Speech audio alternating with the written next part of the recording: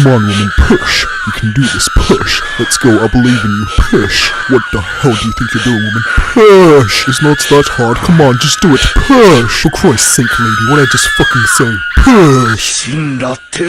Almighty. Push. Oh, it was just an afterbirth. Shit.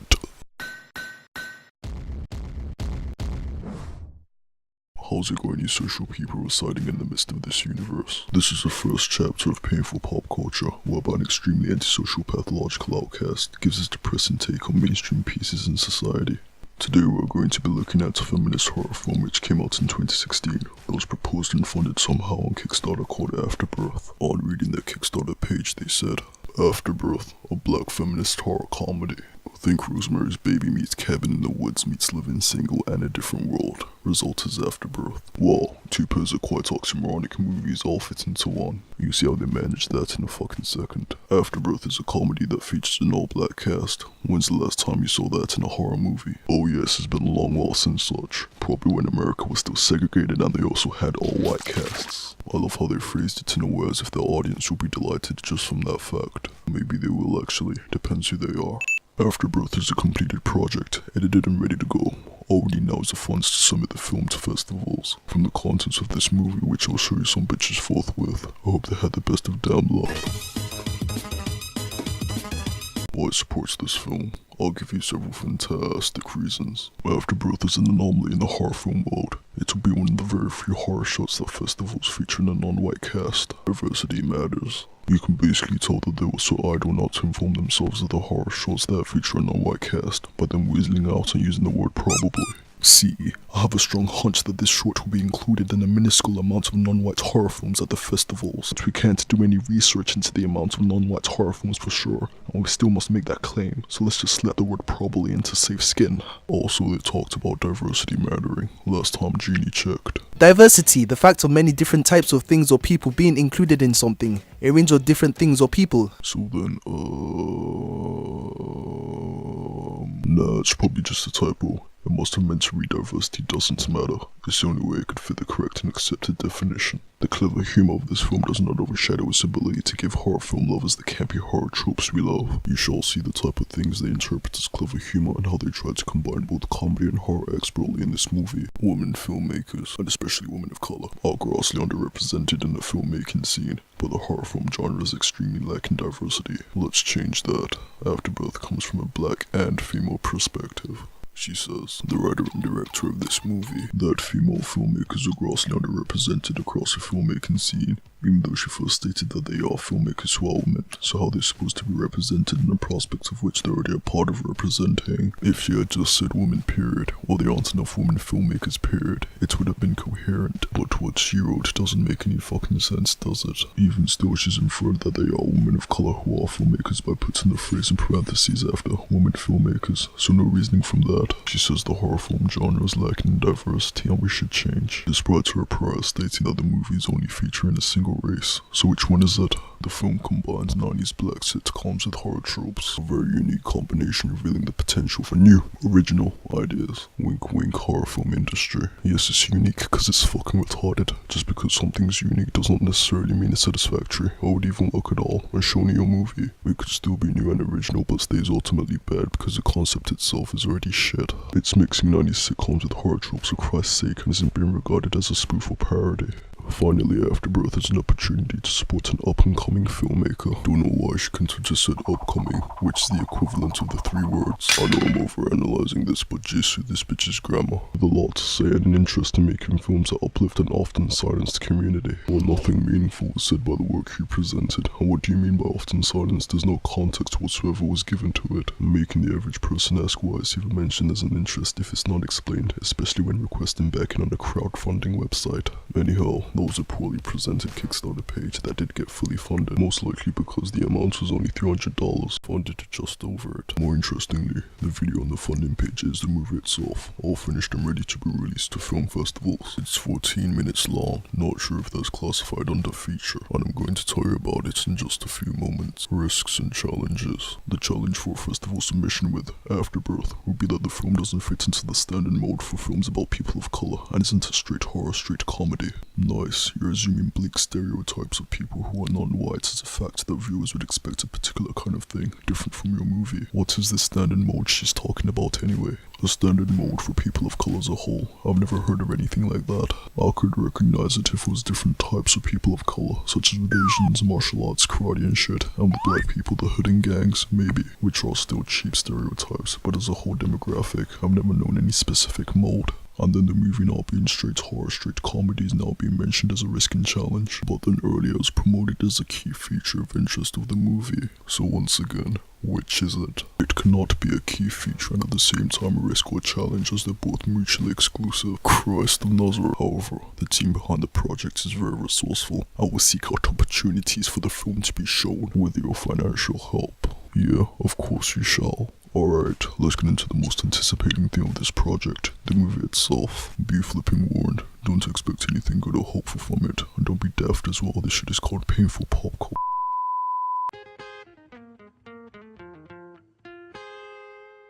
The movie immediately starts in the main character's graduation ceremony or something, with her taking pics with her mum and brother. No establishment is made or given, so the only way to know what part of Earth they're in is if you read that Kickstarter page where it says, Manhattan.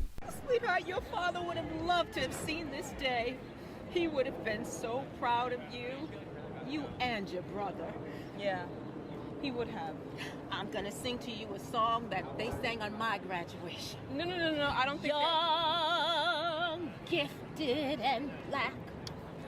Oh, what a love. I'm not entirely sure, but I think this is meant to be the first comic part of this pseudo-horror comedy movie. And well, you can see for your fucking self how it is.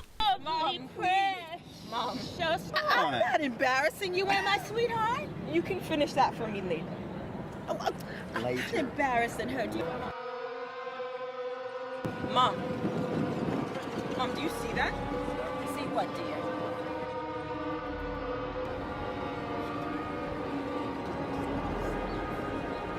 Hey, babe! So lovely. Now we have seen the unique combination that has been awaited for ages of horror and comedy, justly delivered by this last scene. And what it is for the main girl to look at some dark ominous figure, pointing it out to others, but typically no one listens. And where you'd expect some kind of jump scare with the build up of the soundtrack, instead it hops straight back into comedy with a wacky boyfriend shouting. Hey, babe! Coming into the scene. If that wasn't found to be absolutely enthralling to anyone, here's a gun, sort yourself out. So the main character's boyfriend, her name's Erica if I didn't mention before, asks for permission from her brother and mom to take her away so they can meet up with their millennial friends. I came over to see if I could steal this one away for a little while. A few of us are getting together to celebrate. Oh, how nice. Well, you better go ahead and take her, man. Before mom starts crying again, or worse, singing. Oh, you stop it. You stop. Don't think I'm gonna forget. Chill, the living fuck was that? Singing. Oh, you stop it. You stop. Don't think I'm gonna forget. Junior, adjust the audio levels for a sec. Okay. Don't think I'm gonna forget. Don't think I'm gonna forget. Singing. Don't think I'm gonna forget. I honestly can't tell, but it sounds as if they have plopped in a stock sound effect of audience laughter, normally heard on TV sitcoms in this feature film they have made. And this isn't even the only time they did this. The other random parts in this movie when, if you can ignore the absolute shit microphone quality, you can hear a sort of laugh track in the background after they finish telling a stupid joke. Where the hell did you get an after? Craigslist? So at the restaurant where they meet up, the boyfriend can't help but speak for his girl whenever she's directly asked a question. Are you excited to start your Yeah. Erica is so excited, isn't that right, babe? She can't wait to start working at my dad's acting. I have no idea why they chose this to be dialogue, but if I'm to have the slightest guess, I think it's meant to be a representation of every man on earth who happens to have a significant other, just casually speaks for them at every turn. I was expecting the feminist pandering and projection a little earlier, but it's definitely here. Can I speak to you in private? Come on, babe, don't spoil the fun. Whatever you have to say, you can say it in front of our friends. She then instantly breaks up with him in front of their friends, then heads off to pack up to a new place. Feature film laugh track. Mom, hi, I was just about to call you back. I promise, I literally just walked in. What? something caught your eye there. I wonder what it was. Oh, an empty still shot of a room with an open door, revealing part of the next area. Just the scariest. I'm surprised you didn't jump the window. She goes to investigate. She finds a piece of Afterbirth on the floor. She takes a picture of it and sends it to her mom, somehow knowing that it's fresh even though she has just seen it. Loud obnoxious horror scream for no fucking reason. Erica then calls the cops, who send out Officer Police to handle the situation. He scoops up the fresh Afterbirth to take to forensics. Another out of nowhere horror scream. They might as well have made this movie with no dialogue or subject matter and just sequenced muted recorded clips, adding a laugh track and a horror scream every now and again, passing it off as a pseudo horror comedy movie. I think that would have been much better. But at least you won't have to hear the atrocious audio and scripted conversations. Here, I've even done it for you guys.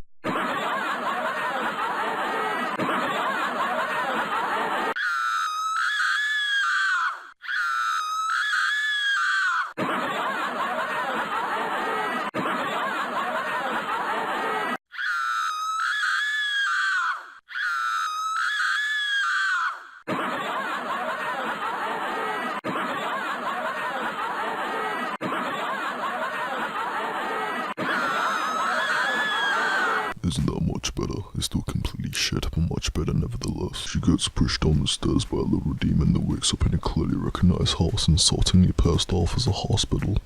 Who's this? Erica, you know who that is. It's Lila. Your daughter. Daughter? I don't have a daughter. Apparently the demon girl that pushed her downstairs convinced everybody that she was Erica's daughter. Chris couldn't make with his face, neither can I. Look, she's clearly on her fucking knees. Why did they decide? Couldn't they have cast someone short if she's meant to be short? Well, who's supposedly the father? Dominic, of course. What? She goes to meet Dominic to question him on their surprise child. Hey, Dom, can I talk to you? Listen, something really messed up is going on here. Me and you don't have a daughter, Dom. Now, I don't know how that thing got into my life and tricked everybody, I heard about your accident. Your mother said you might have some memory issues. That thing is some sort of monster that's making everybody think it's my daughter. Erica, look, you're just having anxiety about being a good mother. Forget what I said about the audio earlier. This has redeemed it. I cannot begin to wonder how they could make it sound as if it was not recorded talking in post for some reason then added on after the fact. Splendid. Dominic tries to show her pictures as proof that they do have a legitimate child, but then she reacts like this. Fake! And this one is really fake. Wow. I'm gonna make it expose itself. And then I'm gonna kill it. So about 3 things. She just got all the way here, it's barely been 2 minutes and she's already leaving. What do you mean by making it expose itself? It's purposefully been around everybody. I'm planning to kill something that looks like an innocent child to everybody else on an impulsive whim may not be the best immediate action. I'm telling you from experience. So I think Erica changed her mind upon slaughtering her child, because in the next scene she's in a school building where Nyla's enrolled, where she's stopped by Dracula's concubine. Wait, I've just fucking noticed. Why did they just decide to put in these cinematic bars 3/4 of the way through the movie? Just why? Everything before was in complete full screen, so why did they decide to change that to this as the movie is reaching its ending? Did the person editing lose all confidence at this point and thought making it look cinematic from then would distract everyone watching from the actual contents of the movie? Sorry, bud, it makes the movie look more fucking amateur. Dracula's concubine escorts Erica to the principal's office, where she has a lovely chat about Nyla's behavior. Now, I know that you people tend to have more trouble in these kinds of settings. Yes, you people. Niggas. As if anywhere in modern America this would ever be said by a school principal. You people. Here we go. Meaning...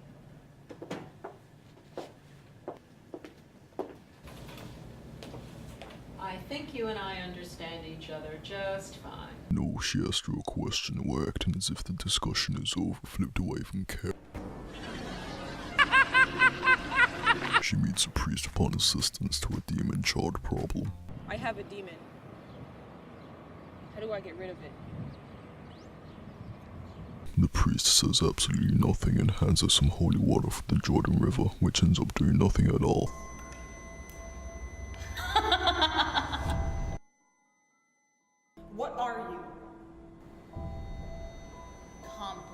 So apparently her ex visited one of the regular out and about witch doctors in order to create a child. Daddy wanted a baby. What are you talking about? Daddy went to visit a witch doctor so that you would get pregnant and couldn't leave him.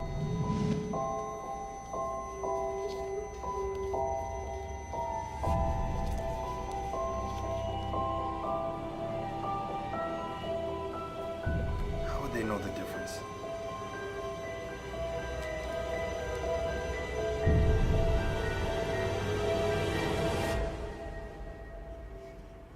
It says menstrual blood on the list, but he slits his hand, saying, and by there I presume he means the supreme gods that are supposed to consummate this spell or whatever. They'll just live by the fact you use your own blood instead of menstrual blood, which it clearly states on the fucking list.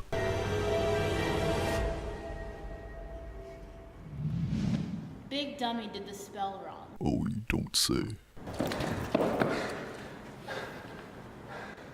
Erica, I remember you're right. We don't have a baby. You idiot! What have you done? I didn't want to lose you. We're perfect together. See, that's what you don't get, Dom. I'm perfect by myself. Now, like always, I have to clean up your mess. And where the hell did you get an afterbirth? So to round everything up, Erica doesn't kill a demon child, but instead axe-murder chops her boyfriend in return for a promotion at her job and escape from prison. And what do you want to be a human for anyway? And in a black female body? I can't tell if that's subversive or just plain stupid. Got that right, sister. Can't finish without some victim complex projection rhetoric, can we? The fucking end. Afterbirth is a miscarriage of what is supposed to be presented as a horror theme-based movie short. It fails to the core even technically, as it's in bad quality, has horrible sound, and its cinematography can't even match up with a high school film project. I'm sure the director of this movie had a semblance of this, which is why I think they kept reiterating the social justice postmodernist points about it being the first horror movie directed by a black female, and also featuring a non-white cast, diversity being the heart and soul of existence, or some bullshit. Due to its ineptitude, you can rightfully assume it was funded only by SJWs, who constantly look for the littlest pathetic thing that could signal virtue and make them feel better about themselves. I beg you, don't watch this fucking movie, no matter how sure you may think it is, unless you're highly in favor of awkward laugh track placements, let alone laugh tracks in movie at all, retarded spontaneous jumps from theme to theme because remember it's a horror comedy movie, nonsensical plot with an equally nonsensical cast, especially this flipping guy, and a message saying that you should find other ways to success rather than hard work. Such feminist fashion. This has been Painful Pop Culture episode 1. Cheers for watching. Curtain closed.